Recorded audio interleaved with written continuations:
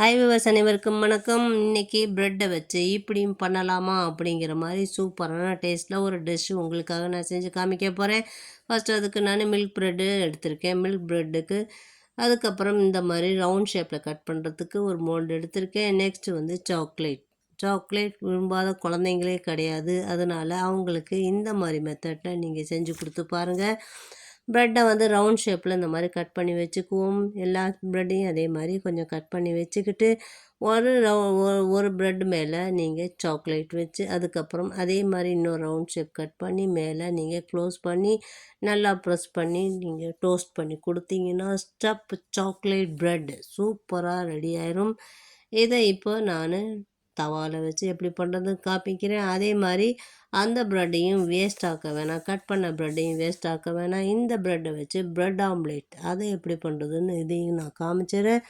தவாவில் கொஞ்சம் பட்டர் போட்டு எல்லா ப்ரெட்டையும் நான் ஸ்டஃப் பண்ண சாக்லேட் ப்ரெட்டை நான் உள்ளே வச்சு நல்லா சிம் ஃப்ளேமில் வச்சு நல்லா ஃப்ரை பண்ணி எடுக்கிறேன். ஃப்ரை பண்ணி டோஸ்ட் பண்ணி எடுக்கும்போது சூப்பராக அந்த சாக்லேட் மெல்ட் ஆகி உள்ளே அழகாக வந்திருக்கும். பாருங்கள் நான் எப்படி பண்ணுறேன்னு அதை பாருங்கள். அதே மாதிரி வீட்டில் நீங்கள் செஞ்சு பாருங்கள், குழந்தைங்களுக்கு கொடுங்க. இங்கே பாருங்கள் ஒவ்வொன்றா சிம்மில் வச்சு நான் எடுக்கும்போது நல்லா டோஸ்ட் ஆகி சூப்பராக சாக்லேட் ஸ்டஃப் பண்ண ப்ரெட்டு ரெடி ஆகிடுச்சு பாருங்கள் அழகாக.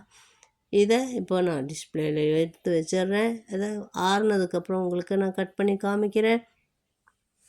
அடுத்தது வந்து நம்ம ப்ரெட் ஆம்லேட்க்கு என்ன தேவைங்கிற பொருளை பார்த்துருவோம். அதுக்கு வந்து நான் 4 ஆனியன் நல்லா ஃபைனாக சாப் பண்ணி வச்சுருக்கேன். இதோட வந்து நான் கொத்தமல்லி, கருவேப்பிலை, பச்சை மிளகா அதையும் நான் ஃபைனாக சாப் பண்ணிடுறேன். அப்போ தான் அந்த காரம் அதில் இறங்கும். அந்த காரம் கொஞ்சம் காரமாக இருந்தால் தான் இந்த ப்ரெட் ஆம்லேட் சூப்பராக இருக்கும். உப்பு கலந்து இதில் நான் 3 முட்டை சேர்க்குறேன். 3 முட்டையும் கலந்து நல்லா பீட் பண்ணி தனியாக வச்சுக்குவோம். அதுக்கப்புறம் தவாவில் வந்து இந்த ப்ரெட்டை வச்சு டோஸ்ட் பண்ணிடுவோம். ஒரு பக்கம் டோஸ்ட் பண்ணி ஆயிலே இதுக்கு ஊற்றினா போதும். இதுக்கு பட்டரோ எதுவும் தேவையில்லை. ஆயில் ஊற்றி ஒரு பக்கம் டோஸ்ட் பண்ணி திருப்பி போட்டுட்டு நடுவில் அந்த ப்ரெட் கலவையை ஊற்றினோம்னா சூப்பரான டேஸ்ட்டில் இந்த மாதிரி ப்ரெட் ஆம்லேட் பண்ணி பாருங்கள். கண்டிப்பாக எல்லோரும் விரும்பி சாப்பிடுவாங்க. ஃபஸ்ட் டைம் சேனல் பார்க்குறவங்களா இருந்தால் மறக்காமல் லைக் பண்ணி வச்சுக்கோங்க, ஷேர் பண்ணி வச்சுக்கோங்க, சப்ஸ்கிரைப் பண்ணி வச்சுக்கோங்க. பக்கத்தில் இருக்கிற பெல் ஐக்கானை கிளிக் பண்ணி வச்சுக்கோங்க.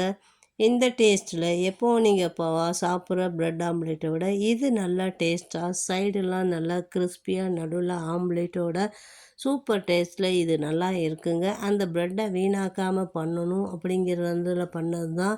ஆனால் டேஸ்ட்டு எம்மியாக இருக்குது. வீட்டில் இதே மாதிரி ட்ரை பண்ணி பெரியவங்களுக்கு கொடுங்க, குழந்தைங்களும் விரும்பி சாப்பிடுவாங்க. நீங்களும் இதே மாதிரி ட்ரை பண்ணி சாப்பிட்டு பாருங்கள். நாங்கள் எந்த ஒரு பொருளுமே வித்தியாசமாக பண்ணும்போது வெளியில் வாங்குறத விட வீட்டில் செய்யும்போது அது வந்து மனசுக்கும் திருப்தியாக இருக்கும், ஹைஜீனிக்காகவும் இருக்கும். இப்போ பாருங்கள் நான் சாக்லேட் ஸ்டஃப் ப்ரெட்டு வந்து அதை நான் ஓப்பன் பண்ணி காமிக்கிறேன். நல்லா சாக்லேட் மெல்ட் ஆகி சூப்பராக நல்லா இருக்குது பாருங்கள்.